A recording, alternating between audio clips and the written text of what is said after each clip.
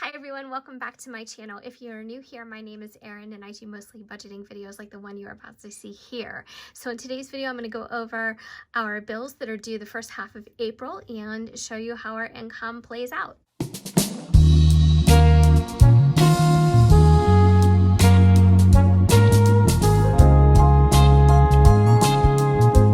New here, this is a little bit of a different setup. I am still at my work table as opposed to my regular desks that are in here. What I did is completely rearrange my craft room and I'm pretty happy with the way it turned out. It's pretty functional. So if you're interested in seeing a craft room tour, just let me know. If enough people say they want to see that in the comments, I will go ahead and do it. We are going to get focused on the budget at hand. You may remember I did an entire video on our monthly bills. This little book, I'm not going to open it up. I use this one right here. I think it's by Carpe Diem. Yeah. So I use this little book, let me zoom out just a bit, to house my bills that are due, the date they are due, also all my account numbers and things like that, anything that I might need in the process of paying a bill. So the reason why I like to have that in one place is because it's just really accessible, and that way I can always just kind of know what's going on. So this is something that I wouldn't share on my channel because there's really sensitive information in it. But what I do is I go ahead and transfer what's in here into my budgeting notebook, and then I show you guys how everything works out. And so I kind of like doing it that way because it allows me a chance, it gives me an opportunity to create the video, but it also gives me a chance to, you know, check myself again and just make sure that everything is the way it should be. So that is my secret. So we're just going to get into the weekly budgeting portion of this, and I put a little divider in here. And this is just something I put some blank stickers on, oh, good Lord, some see-through stickers. And this was actually just a piece of plastic that came on the outside of a Happy Planner notebook.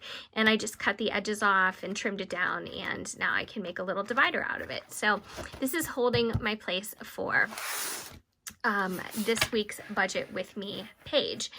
So I am going to put down, even though there is no income for April 10th, you know what? I have that all wrong. I did that all wrong. So the income, I don't know why I had it down like that. The income for April 10th is $20.79. The income for April 24th is going to be $15.14. So I did that wrong in my monthly income video. I had the dates wrong, that's all. The amounts are the same, I had the dates wrong. So this is the only time my husband will be getting any kind of income this month because he is on unemployment. He did have to officially file, and we thought that he would have actually been transferred by now. And I hate to even say that, it just... I hate the whole thing, but because of everything that's going on, everything is a little bit delayed. So let's just forge forward and go ahead with tomorrow's date. So that is April 10th. So I do apologize for the screw up in dates in my previous monthly budgeting video, because that was just, it was like a clerical error on my part. So I don't really even put payday number in here anymore. And this sheet, if you are curious, is something that I keep in my Etsy shop. And if anybody does purchase this for download, I do offer it in both Word and PDF format. And the Word format is nice because then you can change any of these categories to fit your own needs. So the income is going to be $20.79.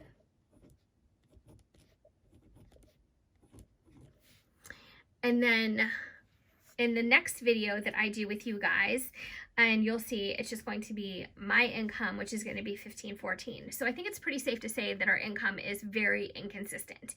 And that poses its own challenges, as you guys know, if any of you are in that situation. When you have inconsistent income, you really have to kind of juggle sometimes and just make sure that you're paying the right things on the right date, and, you know, also maybe kind of moving things around a bit according to due dates, and just making things work a little bit more for your situation. So inconsistent income, it just means, you know, sometimes you have X amount coming in and then the next time you have Y coming in. But it's, it can work out. It just takes a little bit more work. And it's just one of those things. And it's not always like that. This is really the first time in our married lives where we've been in this kind of situation, and it poses its own challenges. But that's life. You know what I mean? You never know. So we're going to go ahead and talk about the bills that we do have due. So the first thing, and I'm sorry that this is kind of shadowy, but the first thing is our mortgage. And so I am going to list everything that needs to be paid before my next paycheck comes in. And so that's, yeah, that's what I'm doing. Okay, so mortgage, and then car insurance.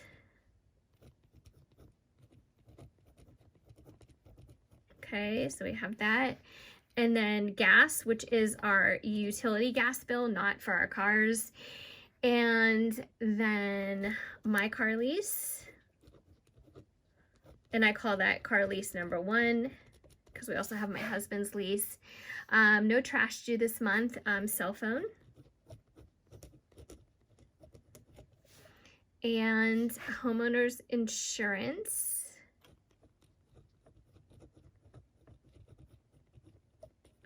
And some of our bills have changed since last year. So I did update this recently, and I did do a video on that. And then, of course, our electric bill. So these are all the fixed expenses that I have due before I get paid again. So I'm going to go ahead and put down the budgeted amount. Now, some of these, and you guys may not be used to this if you've been watching me for a while, I'm going to get a little bit more precise because money right now is a little bit more precise. So when you have inconsistent income, you know, as always, every dollar counts, but you have to be a little bit more careful and to the penny. And so I don't budget high or pay extra. So our mortgage is just under $946. It's $945 and change. So I am budgeting $946. I'm not paying any extra on that.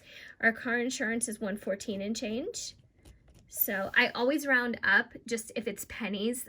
Just because I don't like things to get all decimally in here. It's not really worth it. Our gas, we budgeted $150.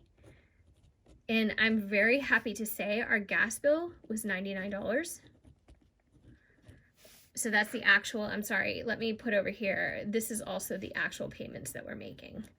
So some things that are a little bit less predictable, like gas and electric, you know, we kind of have to wait and see what those bills actually come out to be. So for my car, it's $319 and change. So I'm budgeting $320 and I just pay $320. And then cell phone, budgeted $200, and that's a little bit less than before, and I told you guys why in a previous video. And right now it is $188. How awesome is that? And then homeowners insurance, we budget $139, pay $139. Actually, it's $138 and change, but just for the sake of this video. And then our electric bill, we budgeted $150. And check that out, $89. So our gas was 98 something, and our electric was 88 something. So that is awesome. So that's going to save us a little bit of money, and that's going to allow things to be a little bit smoother for this paycheck. So let's go ahead and add up our budgeted versus our actuals. So our budgeted $946 plus $115 plus $150, $320, $200, $139, and $150 is $2020. Dangerously close to $2079, which is our income. But again, you know, you make it work. So let's do our actuals, because that's going to actually save us some money. So let's go to that. So $946.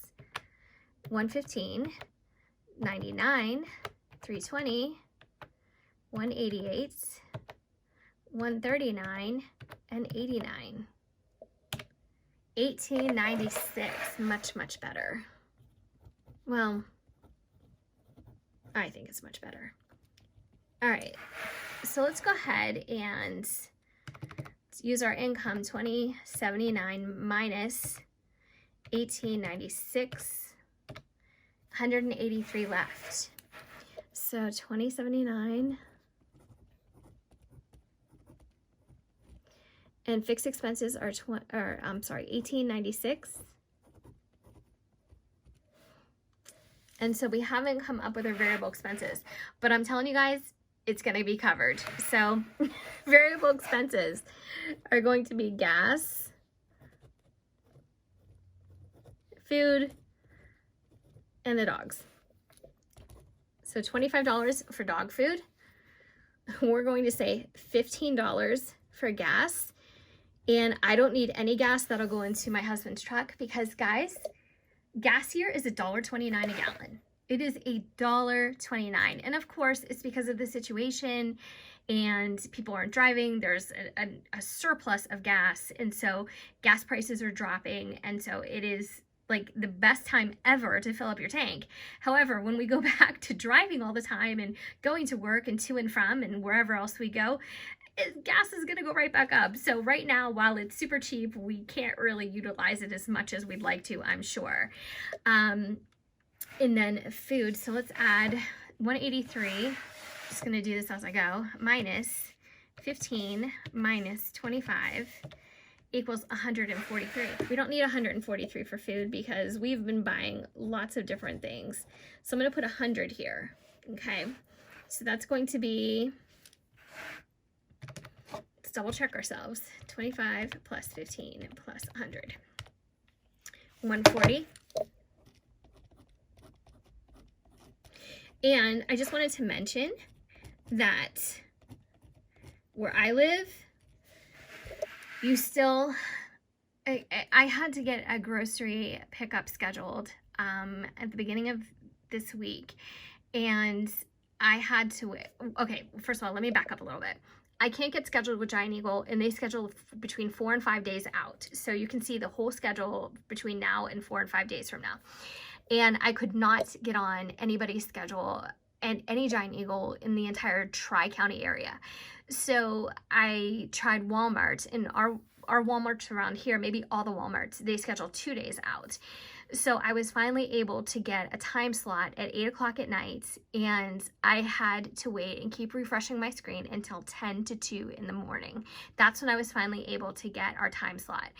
And so point is, even though we've needed stuff from the grocery store, we haven't really been able to get stuff for curbside pickup or anything like that. So I think what we're going to do, because at this point, now that we're in the so-called surge, and I don't want to say so-called because that's exactly what it is. I really don't want my husband going out as much, you know, even to the grocery store, even though he wears gloves and a mask and everything. And, you know, we wipe down everything when it comes in the house. However, it's still a risk, and if it's unnecessary, I'm going to try and scale back on unnecessary trips. So we did have one Aldi's delivery too, which was nice.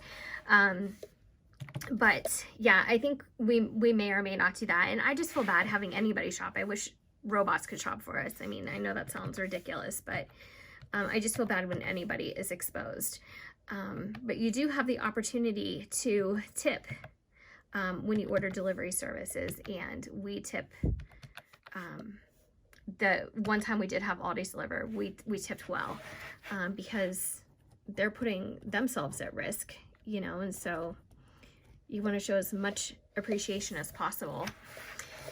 So here is how our budget has played out. We have $140 in variable expenses. We have $18.96 in fixed expenses. This is the first half of our month.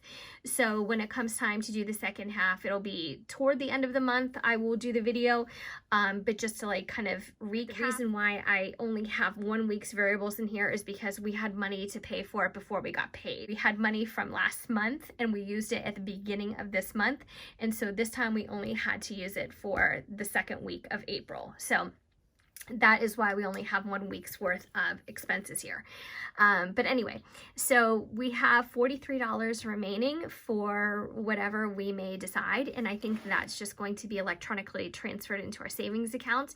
I did talk to you guys a little bit about what it means to have or to use an electronic cash envelope system. So if you want me to do a whole video about that, I can. And it's something that you can do on your own, or if your bank offers that, it's something that you can just sign up for. So if you want me to do a video on that, also let me know down in the comments, and I'll be happy to explain the way I use electronic cash envelope system in my life, just right now while everything is going on. So thank you so much for watching. I hope that you enjoyed this video. Like I said, if you would like to see a craft room tour or that other video for the electronic cash envelopes, just let me know and I'll be happy to do those. And of course, I hope you're all staying super healthy, staying well, and thank you to all essential workers. No matter what your function is, you are appreciated more than you know. And so I just wanted to say a big, big thank you to everyone who is putting themselves out there, you know, so everyone else can concentrate on staying safe at home. So thank you so much, guys. I hope to see you in my next video. Take care.